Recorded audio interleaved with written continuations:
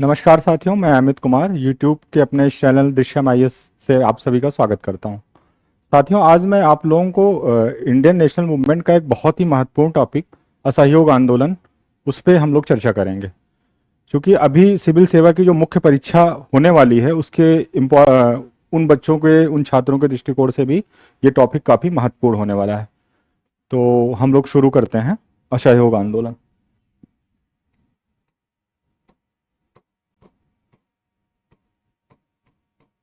असहयोग आंदोलन पहला अखिल भारतीय आंदोलन था ये। साथियों, इस टॉपिक को कंप्लीट करने के बाद विगत वर्षों में आए हुए मुख्य परीक्षा के जो प्रश्न हैं उन सबको भी हल करेंगे। सिर्फ इस टॉपिक से संबंधित जो प्रश्न आए हैं एक आउटलाइन बना देते हैं। इस टॉपिक से रिलेटेड कितने टॉपिक बन रहे हैं जिसको हम सब पढ़ेंगे, चर्चा करेंगे जिस पे, और फिर उसके बाद इसके सवालों को देखेंगे।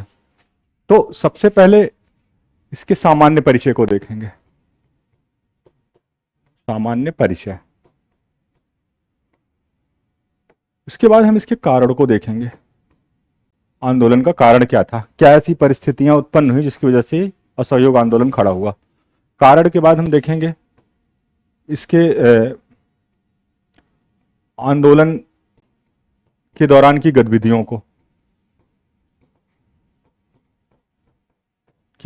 को देखेंगे।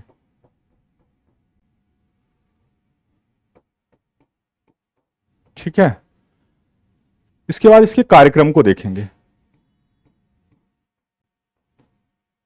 कि रचनात्मक कार्यक्रम क्या थे। इसका जो एक असहयोग बहिष्कार का कार्यक्रम था उनको देखेंगे। कार्यक्रम के बाद हम आएंगे इस आंदोलन में कांग्रेस की एंट्री कैसे हो रही है। वो तो खैर यहीं कवर हो जाएगा, कांग्रेस की एंट्री यहीं पे हो जाएगी, दिखा दी जाएगी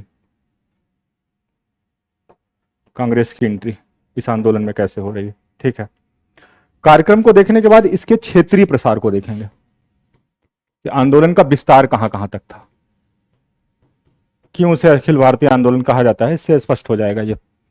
प्रसार के बाद फिर हम देखेंगे, इसकी समीक्षा करेंगे जिसमें इसके परिणामों पर चर्चा करेंगे। परिणाम, इसके दीर्घकालिक परिणाम क्या रहे,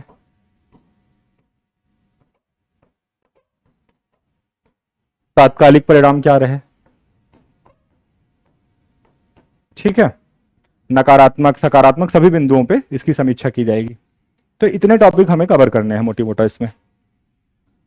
तो सबसे पहले इसके सामान्य परिचय पे अगर आते हैं तो जैसा कि हम सब जानते हैं कि यह पहला अखिल भारतीय आंदोलन था। अखिल भारतीय आंदोलन क्यों था, तो इसमें सभी वर्गों की भागीदारी दिखाई देती है और सभी क्षेत्रों की भागीदारी दिखाई देती है। सभी वर्गों से मतलब किसान, शिल्पी, मध्य वर्ग, मजदूर, महिलाएं, छात्र, ये सारे वर्ग इसमें शामिल हो रहे हैं। क्षेत्र की बात करें तो लगभग लगभग भारत का जितना महत्वपूर्ण क्षेत्र है, पंजाब से लेके राजस्थान, असम, बंगाल, मद्रास, मतलब महाराष्ट्र का मतलब बॉम्बे था उस समय महाराष्ट्र, लगभग लगभग सारे क्षेत्रों की भागीदारी दिखाई दे रही है। एक आध जैसे कर्नाटक वगैरह को अगर छोड़ दिया जाए तो क्लियर है। अगर हम इसके परिचय की बात करें 2 पॉइंट में, तो सभी वर्गों की भागीदारी, ठीक है, सभी क्षेत्रों की, जिस आधार पर हम कहेंगे कि ये पहला अखिल भारतीय आंदोलन था। अब हम आते हैं इसके कारणों पे। एक सेकेंड,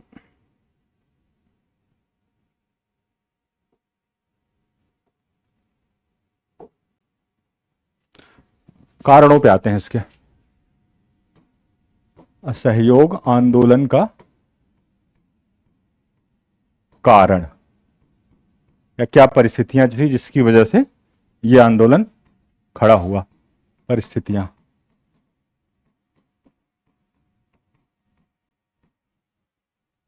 पहला कारण फर्स्ट वर्ल्ड वॉर या प्रथम विश्व युद्ध से उत्पन्न आर्थिक गड़बड़ी, जिसमें महंगाई सबसे बड़ा रीजन था। मतलब एक सामान्य बात होती है कि युद्ध के टाइम पे किसी भी देश की जो अर्थव्यवस्था होती है वो युद्धोन्मुखी हो जाती है। मतलब उसके जो भी उत्पादन होंगे वो युद्ध को ध्यान में रख के किए जाएंगे। रक्षा बजट काफी बढ़ जाता है। तो चूंकि ब्रिटिश वर्ल्ड वार में भाग ले रहे थे और जो ब्रिटिश हमारा देश था वो उनका उपनिवेश था, तो उन्होंने भारत की अर्थव्यवस्था को भी एकदम युद्धक अर्थव्यवस्था में तब्दील कर दिया। इससे महंगाई बढ़ गई, क्योंकि उपभोग की जो वस्तुएं थी उनका उत्पादन काफी घट गया। महंगाई बढ़ने पे उसको कंट्रोल करने की जगह सरकार ने कर बढ़ाने शुरू कर दिए। मतलब इसको कंट्रोल करने की जगह उन्होंने प्रत्यक्ष कर, आयकर, सीमा शुल्क, ठीक है, उत्पाद शुल्क, इन सब में वृद्धि करनी शुरू कर दी। क्योंकि अब उन्हें अपने युद्ध का खर्च भी निकालना था, तो इन करों के माध्यम से वो उसकी भरपाई कर रहे थे। जनता में और अफरा तफरी मची, इससे निराशा उत्पन्न हुई। अगला कारण बड़ा, रॉलेट एक्ट। क्रम से अगर चलें तो मतलब इन स्थितियों से जनता गुजर रही है, और उसी बीच आप एक ऐसा एक्ट लेके आ रहे हो जो कि बड़ा ही खतरनाक है। मतलब ये ऐसा एक्ट था कि आशंका हो जाए बस कि ये आपराधिक गतिविधियों में संलिप्त है। 2 वर्षों तक की गिरफ्तारी थी आशंका मात्र पर। आपको वकील रखने का अधिकार नहीं, वकील नहीं रख सकते हो। ऐसी विशेष अदालतें गठित की गई कि मतलब आप उसके खिलाफ अपील नहीं कर सकते हो। मतलब ये ऐसा कानून था जिसे बिना अपील, बिना दलील का कानून कहा गया। बिना दलील और बिना वकील का कानून कहा गया। यह काला कानून था, इसे काला कानून की संज्ञा दी गई। इसके बाद अब ऐसी परिस्थितियों में अगला कदम क्या हो रहा है ब्रिटिश सरकार का, जो कारण बन रहा है। तो इसके विरोध में ये जो रॉलेट एक्ट आया था, इसके विरोध में जनता में भारी असंतोष था। अब उस समय तक गांधी जी एक बड़े नेता के रूप में स्थापित हो चुके थे, चंपारण, खेड़ा, इस तरह के आंदोलनों से। तो उन्होंने मतलब जनता के बीच जाके इसके खिलाफ आंदोलन करने का निर्णय लिया। उन्होंने इसके विरोध में रॉलेट सत्याग्रह का निर्णय लिया। शांतिपूर्ण अहिंसक ढंग से आंदोलन करने का निर्णय, जिसका प्रयोग वो पिछले आंदोलनों में कर चुके थे। ठीक, 30 मार्च की तिथि इसके लिए निर्धारित की गई। बाद में इसे संशोधित करके 6 अप्रैल किया गया। जनता 30 मार्च को ही उद्वेलित हो गई। अहमदाबाद, गुजरात, ठीक है, इन जगहों पे, महाराष्ट्र, आंदोलन शुरू हो गए और वो थोड़ा हिंसक रूप ले लिए। किसी तरह से बाद में इसको थोड़ा व्यवस्थित तरीके से 6 अप्रैल को, जब इसकी तिथि फाइनली लोगों को पता चला, तो 6 अप्रैल को शांतिपूर्ण ढंग से सत्याग्रह के माध्यम से आंदोलन शुरू हुआ। इसी क्रम में पहले तो गांधी जी को 8 अप्रैल को गिरफ्तार कर लिया जाता है। उसके बाद इसके नेता थे सैफुद्दीन किचलू, जो कि पंजाब से थे, उनको गिरफ्तार किया जाता है। तो इन सब गिरफ्तारियों के विरोध में जनता शांतिपूर्ण ढंग से प्रोटेस्ट करने के लिए पंजाब के जलियांवाला बाग में, अमृतसर के जलियांवाला बाग में एक शांतिपूर्ण मार्च के लिए जनता इकट्ठा होती है। ठीक है, ऐसे में जनरल डायर अपनी फौज को लेके पहुंचता है और इन निहत्थे भीड़ पे गोलियां चला देता है, शूट एंड साइड। लगभग हजारों लोग मारे जाते हैं। मतलब रॉलेट एक्ट के विरोध में प्रदर्शन हो रहा है, जलियांवाला बाग में सब इकट्ठा हैं, वहां पे जनरल डायर गोलियां चला देता है, हजारों लोग मारे जाते हैं। तो पहला कारण फर्स्ट वर्ल्ड वॉर से उत्पन्न निराशा, महंगाई। रॉलेट एक्ट आया, उससे जो परिस्थितियां बनी, जलियांवाला बाग कांड हो गया, एक के बाद एक घटनाएं सीक्वेंस में कारण बनती जा रही हैं। जलियांवाला बाग के बाद जो एक और बड़ा कारण बनता है, भारत शासन अधिनियम 1919। ये मॉन्टेग्यू चेम्सफोर्ड 1917 की जो घोषणा थी उसके आधार पर यह कानून लाया गया था। उस घोषणा में यह कहा गया था कि हम भारत को एक उत्तरदायी शासन देंगे, क्योंकि उस समय वर्ल्ड वार चल रहा था, तो वर्ल्ड वार में समर्थन लेने के लिए ऐसी घोषणा की गई थी, लेकिन चीजें स्पष्ट नहीं थी। तो ये जो भारत शासन अधिनियम आता है, भारत शासन अधिनियम, ठीक है, भारत शासन अधिनियम, ये उत्तरदायी शासन की जगह एक द्वैध शासन दे जाता है। द्वैध शासन, द्वैध शासन क्या है? तो एक ये ऐसी शासन व्यवस्था थी जो कि प्रांतों के स्तर पर लागू हुई।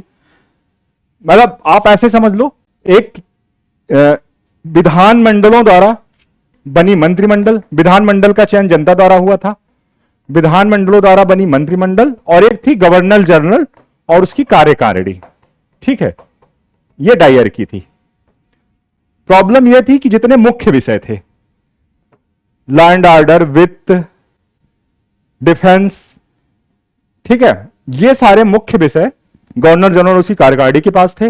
गौण विषय, शिक्षा, स्वास्थ्य, सामान्य प्रशासन, ये सारी चीजें मंत्रिमंडल के पास थी। और यहां तक कि उन विषयों में भी मंत्रिमंडल जो निर्णय लेता था, उस निर्णय को वीटो करने का अधिकार गवर्नर जनरल के पास था। तो कुल मिला के ये व्यवस्था एक छलावा थी। यहां भी जनता को लगा यार वर्ल्ड वॉर में शामिल किया, उत्तरदायी शासन देने की बात की, फाइनली मिला क्या? कुछ नहीं। ठीक, ये सारे मेजर काज बनते हैं। इन सब के अलावा एक अप्रत्यक्ष तौर पे कारण बनता है। वो कारण ऐसा था कि जैसे खिलाफत का मुद्दा, थोड़ा सा इसको हम संक्षिप्त में समझ लेते हैं, ज्यादा डिटेल में नहीं जाएंगे, इस टॉपिक को अलग से पढ़ेंगे।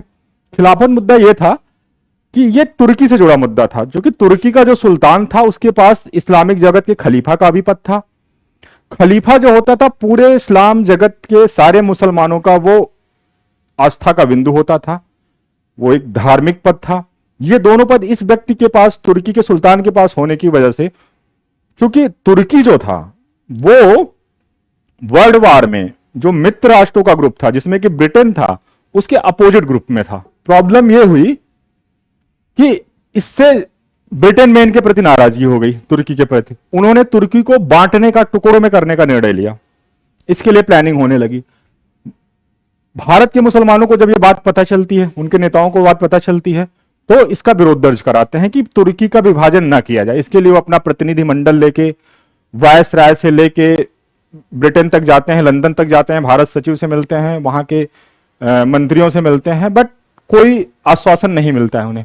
फाइनली जो है सीवर्स की संधि से, सीवर्स की संधि 1920 में होती है, ठीक है। इससे तुर्की का विभाजन कर दिया जाता है। तुर्की का कई टुकड़ों में विभाजन करने से जो खलीफा का नियंत्रण एक बड़े साम्राज्य के विभिन्न क्षेत्रों पर था, जिसमें कि इस्लामी जगत के बहुत से पवित्र प्लेसेस भी आते थे, उन सब से नियंत्रण हट गया। बहुत भारी नाराजगी इस्लाम जगत में, भारत में भी उसको लेकर नाराजगी। फाइनली उन लोगों ने आंदोलन करने का निर्णय लिया। अब गांधी जी को खिलाफत आंदोलन एक बड़ा वो अवसर दिखा असहयोग आंदोलन से जोड़ने का। दो कारण, पहला हिंदू मुस्लिम एकता स्थापित होगी, दूसरा इस आंदोलन को एक व्यापक जनाधार मिलेगा। ठीक, तो इस वजह से एक ये भी कारण बना, उत्प्रेरक के रूप में काम किया कि खिलाफत के मुद्दे को असहयोग से जोड़ दिया गया। ठीक, तो एक कारण में हम और दिखाएंगे खिलाफत आंदोलन, असहयोग आंदोलन शुरू करने के कारणों में। ठीक है, एक बार फिर से बोल देते हैं कौन कौन से कारण। पहला कारण प्रथम विश्व युद्ध, उससे बनी परिस्थितियां, महंगाई वगैरह बढ़ती गई। दूसरा कारण रॉलेट एक्ट, रॉलेट एक्ट से जो सत्याग्रह शुरू हुआ उसके विरोध में जलियांवाला बाग कांड हो गया। जलियांवाला बाग कांड के साथ साथ भारत शासन अधिनियम से उत्पन्न निराशा, खिलाफत का मुद्दा, ये सारे मिले जुले मुद्दे असहयोग जैसा बड़ा आंदोलन निर्मित करने के लिए एक आधार दे दिए। अब देखिए गांधी जी, रॉलेट सत्याग्रह एक मतलब अभूतपूर्व, वो भी अपने आप में आंदोलन था, व्यापक भागीदारी थी, उसमें भी लगभग सभी वर्गों की भागीदारी थी। लेकिन कोई मतलब एक व्यवस्थित संगठन न होने की वजह से गांधी जी ने महसूस किया कि एक व्यवस्थित संगठन नहीं था, जिस वजह से हम इस आंदोलन को एक अंजाम तक नहीं ले जा सके, मतलब बहुत जल्दी ही आंदोलन दबा दिया गया। तो अब इन सब चीजों को ध्यान में रख के हम आगे की चीजों को जानते हैं कि कैसे आंदोलन के पूर्व की गतिविधियां तैयार हुई, कैसे कांग्रेस को मंच दिया गया इस आंदोलन का, और गांधी जी की स्वीकृति कैसे कांग्रेस के मंच पे हुई। इन सारी चीजों को देखते हुए आगे बढ़ते हैं। ठीक है, तो हम आंदोलन से संबंधित गतिविधियां देखते हैं।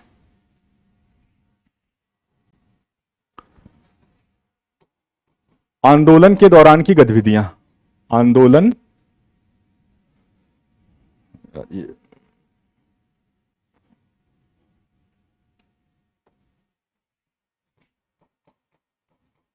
आंदोलन के दौरान की गतिविधियां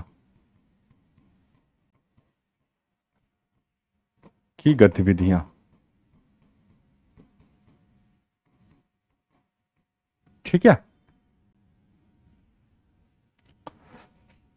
देखिए, 1 अगस्त 1920 की तिथि को औपचारिक रूप से आंदोलन की शुरुआत कर दी जाती है। आंदोलन शुरू हो चुका है, उसकी औपचारिक घोषणा हो चुकी है।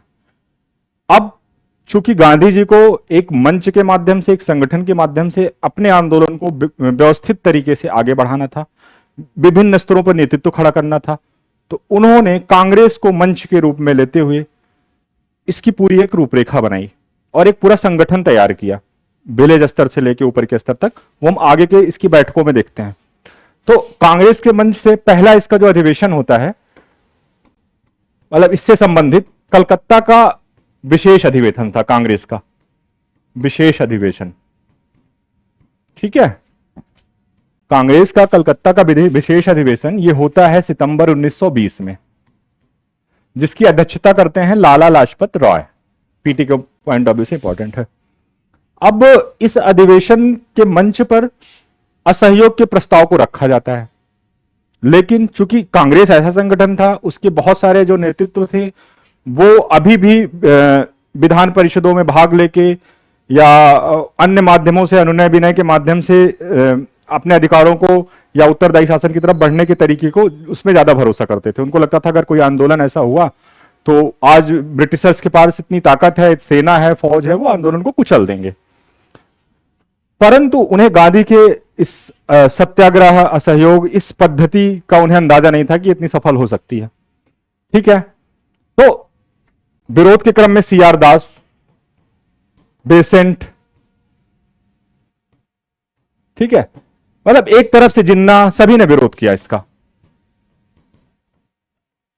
इसके बावजूद प्रस्ताव मतलब पारित हुआ और एक ये हुआ कि हम इस मुद्दे पर फिलहाल अंतिम निर्णय अगले अधिवेशन में लेंगे, जो इसका वार्षिक अधिवेशन होता है। ये विशेष अधिवेशन था। जो इसका वार्षिक अधिवेशन था वो होता है नागपुर में, दिसंबर में। नागपुर का अधिवेशन कांग्रेस का ये हुआ दिसंबर 1920 में। फाइनली सीआर दास, जिन्होंने असहयोग आंदोलन का विरोध किया था जमकर कलकत्ता के अधिवेशन में, उन्होंने ही प्रस्ताव को आगे बढ़ाया। गांधी जी ने उन्हें कन्विंस कर लिया। प्रस्ताव को आगे बढ़ाने के बाद प्रस्ताव पारित हो गया। ठीक, प्रस्ताव पारित होने के बाद गांधी जी के प्रयासों से एक तरह से कांग्रेस की रिस्ट्रक्चरिंग करी गई, संगठन की। संविधान में कुछ परिवर्तन किए गए इसी अधिवेशन में, जैसे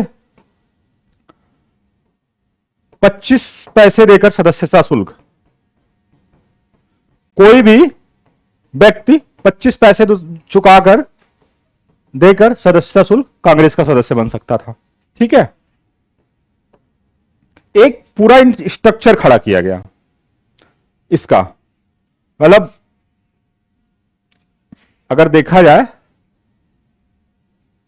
इस तरह से कुछ विलेज के लेवल पे, ब्लॉक, प्रोविंस, डिस्ट्रिक्ट, सेंट्रल, मतलब एक नेतृत्व यहां विलेज के लेवल पे तैयार किया गया। दूसरा ब्लॉक के लेवल पे एक नेतृत्व की श्रृंखला, फिर उसके बाद डिस्ट्रिक्ट के लेवल पर, प्रोविंस के लेवल पर, और एक यहां केंद्रीय वो थी, सेंट्रल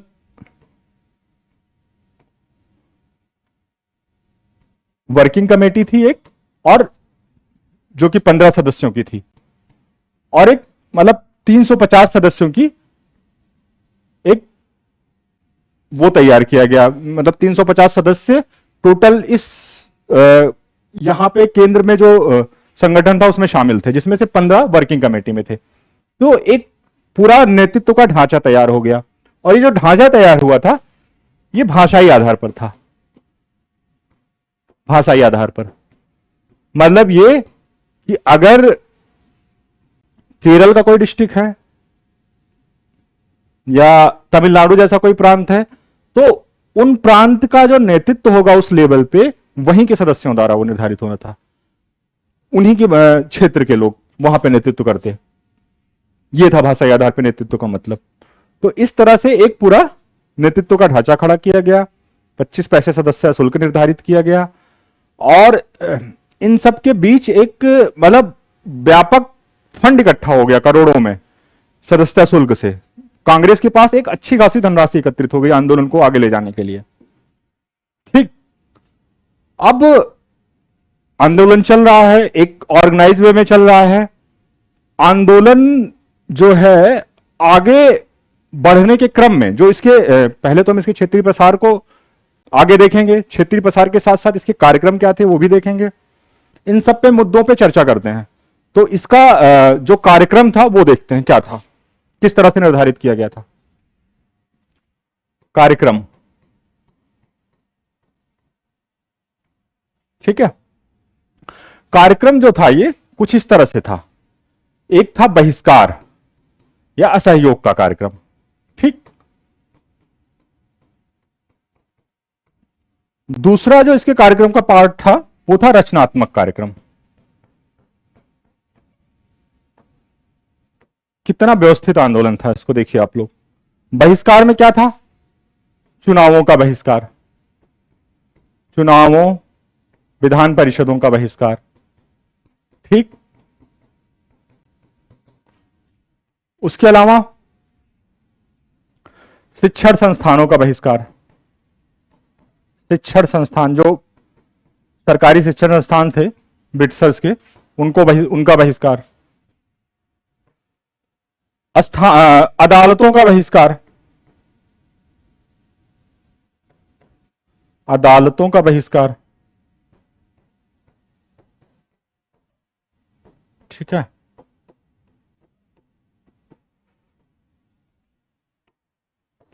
अदालतों का बहिष्कार के अलावा सरकारी नौकरियां, उन सब का बहिष्कार।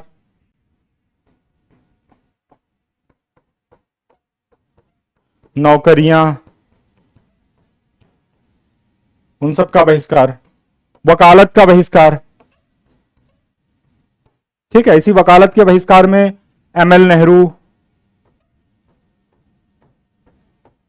सरदार पटेल,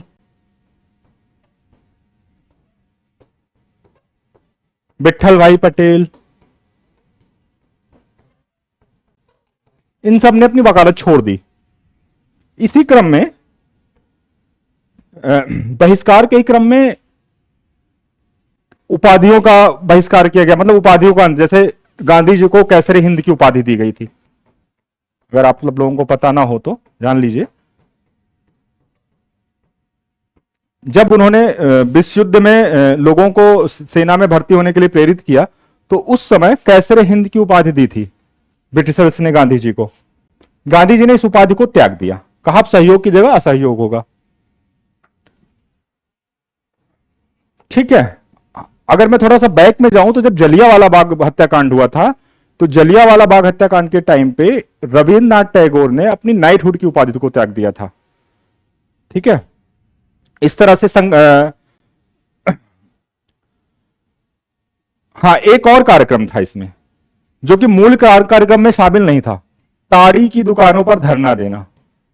ताड़ी की दुकानों पर धरना,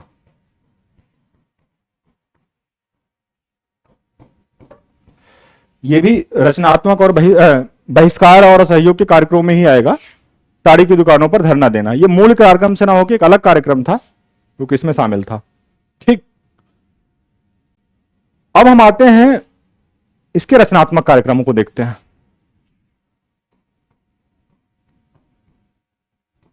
रचनात्मक कार्यक्रम, जैसे एक तरफ बहिष्कार कर रहे थे, जिन चीजों का बहिष्कार कर रहे थे, पहले तो उन्हीं संस्थाओं का अपने स्तर पे, स्थानीय स्तर पे निर्माण भी कर रहे थे। जैसे शिक्षण संस्थाओं का बहिष्कार कर रहे हैं तो स्वदेशी शिक्षण संस्थाओं की स्थापना कर रहे हैं। शिक्षण संस्थाओं की स्थापना,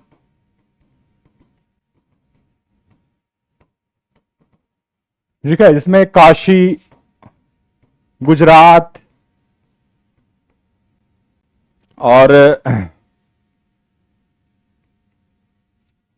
और कुछ जगहों पे इस तरह से विद्यापीठों की स्थापना की जा रही है।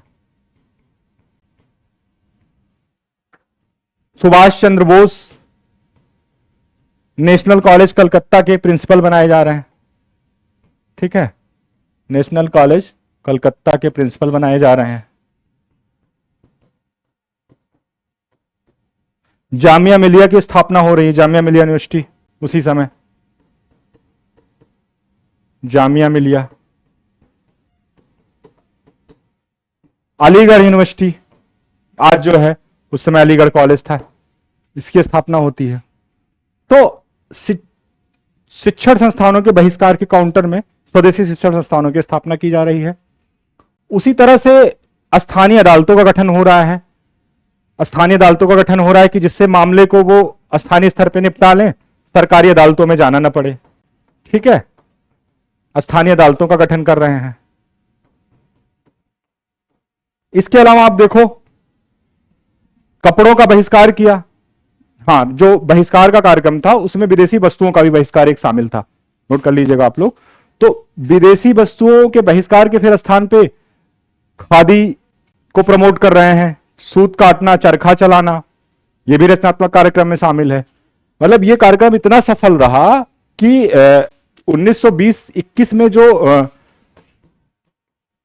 कपड़ों का आयात जो 102 करोड़ था, वो 21-22 में घटकर आ जाता है 57 करोड़ का। विदेशी कपड़ों के बहिष्कार का कार्यक्रम इतना सफल हुआ था। उसी के सपोर्ट में ये चरखा चलाना और खादी को प्रमोट किया जा रहा है। छुआछूत विरोध हुई कार्यक्रम चल रहा है, छुआछूत का विरोध। हिंदू मुस्लिम एकता, हिंदू मुस्लिम एकता। ठीक है, मतलब गांधी जी का विजन इतना ब्रॉड था। मतलब एक तरफ तो वो विदेशी सत्ता को भगाने के लिए, आजादी हासिल करने के लिए अपने कार्यक्रम को निर्धारित कर रहे हैं, और एक तरफ हमारा आने वाला राष्ट्र होगा कैसे, राष्ट्र निर्माण को भी कर रहे हैं, जिसमें भाईचारा होगा, छुआछूत नहीं होगा, समानता होगी, स्वउद्यम को लोग अपनाएंगे, छोटे उद्योगों की तरफ लोग जाएंगे, ग्राम उद्योग, कुटीर उद्योग, इन सबको लेके भी एक विजन वो चल रहे हैं। अपने आंदोलन में दोनों चीजों को शामिल कर रहे हैं। और ट्रेनिंग की, हम अपने जो आंदोलन है वो हिंसा के माध्यम से नहीं, यानी कि जो भी आजादी हम हासिल करेंगे अहिंसा और सत्याग्रह के माध्यम से, जिससे कि कभी फ्यूचर में भी सरकार के विरोध में कोई अपनी मांग रखनी हो तो हम इसी तरीकों को अपनाएं। एक तरह से वो जनता को ट्रेंड कर रहे थे। ठीक है, अब ये कार्यक्रम हो गए। इसके कार्यक्रम के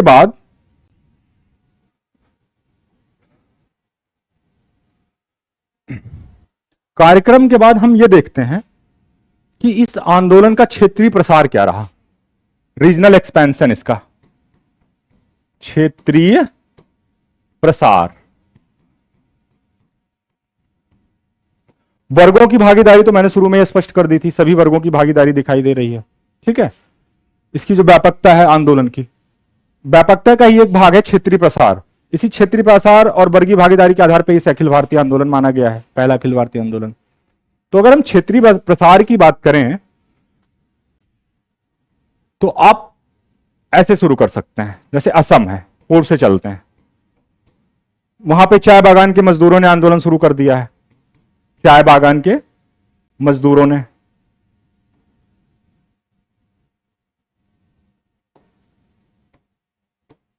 चाय बागान के मजदूरों ने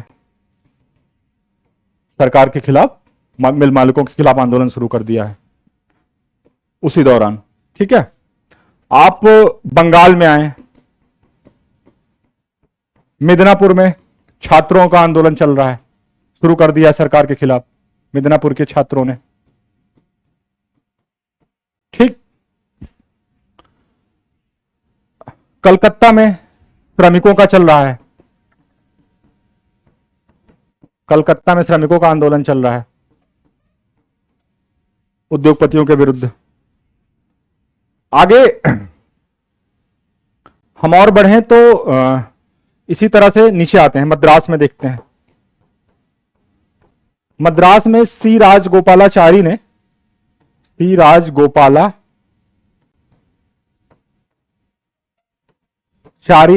मद्यपान के खिलाफ आंदोलन छेड़ रखा है, नशा मुक्ति के लिए, नशा के विरोध में मद्यपान। ठीक है, वो भी असहयोग आंदोलन का एक भाग है। इसी तरह से इधर आते हैं, आगे बढ़ते हैं अवध और पंजाब के क्षेत्रों में।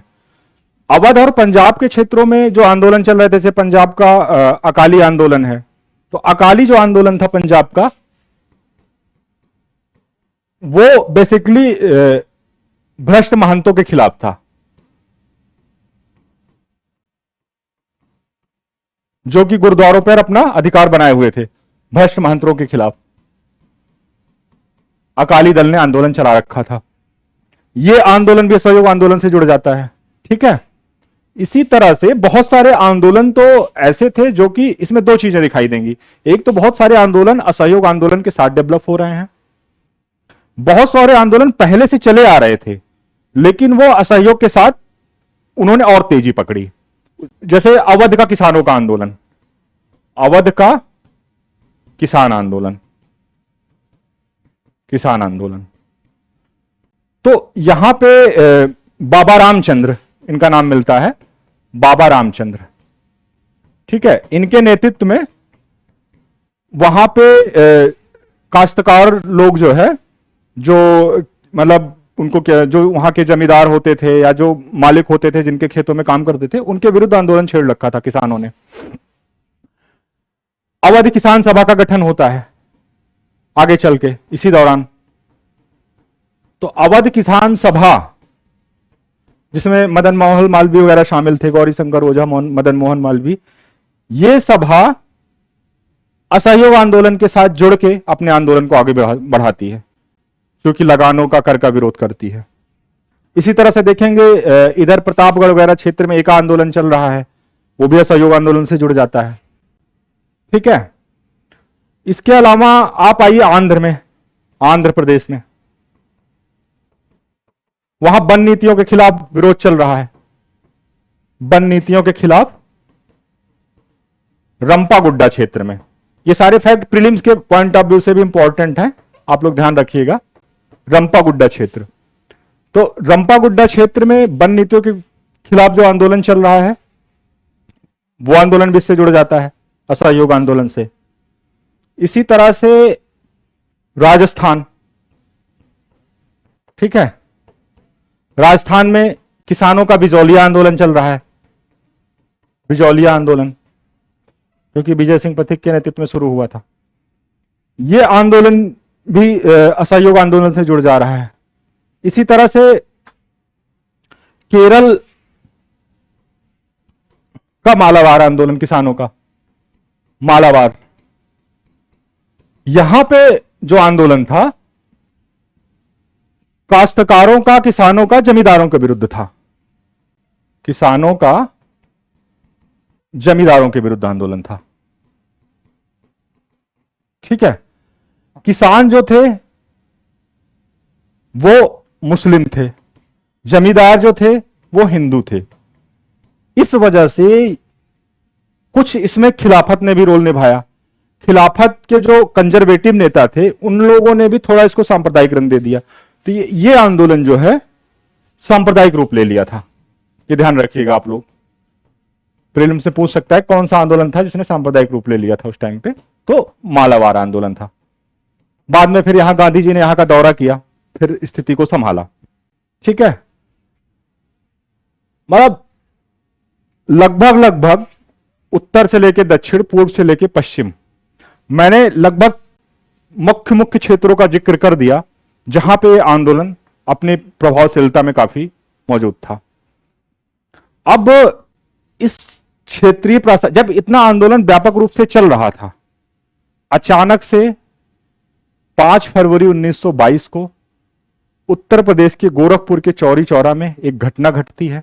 घटना कुछ ऐसी थी कि उग्र भीड़ ने, जो कि थाने की जो पुलिस थी, जब वो उन पे गोलियां चलाने के लिए आगे बढ़ते हैं तो वो उन पे हमला कर देते हैं, पुलिस को दौड़ा लेते हैं, पुलिस थाने में घुस जाती है और वो आक्रामक भीड़ थाने में आग लगा देती है, जिसमें 22 पुलिसकर्मी मारे जाते हैं। चौरी चौरा की घटना, चौरी चौरा की घटना के बाद गांधी जी आंदोलन को वापस लेने का निर्णय लेते हैं। तमाम प्रतिक्रियाएं आती हैं, किसी ने कहा कि आश्चर्यजनक, किसी ने बोला कि गांधी जी में अहम का भाव आ गया है, कोई कहता है कि ये दुर्भाग्यपूर्ण है, राष्ट्रीय दुर्भाग्य है, सुभाष चंद्र बोस कहते हैं, नेहरू कहते हैं आश्चर्यजनक है। इस तरह से तमाम प्रतिक्रियाएं आती हैं, गांधी जी किसी की नहीं सुनते हैं। मोतीलाल नेहरू कहते हैं कि कन्याकुमारी के एक गांव में किसी द्वारा की गई हिंसक गतिविधियों की सजा क्या हम हिमालय के गांव के वासी को देंगे। तमाम प्रतिक्रियाएं आती हैं, लेकिन बाद में इतिहासकारों में भी इस पे बहुत डिबेट होती है कि क्या गांधी जी का निर्णय सही था आंदोलन को वापस लेने का। इन तमाम पक्षों पे इस आंदोलन की समीक्षा हम करेंगे, लेकिन अभी नहीं, वो हमारा जो अगला वीडियो होगा उसमें करेंगे। धन्यवाद।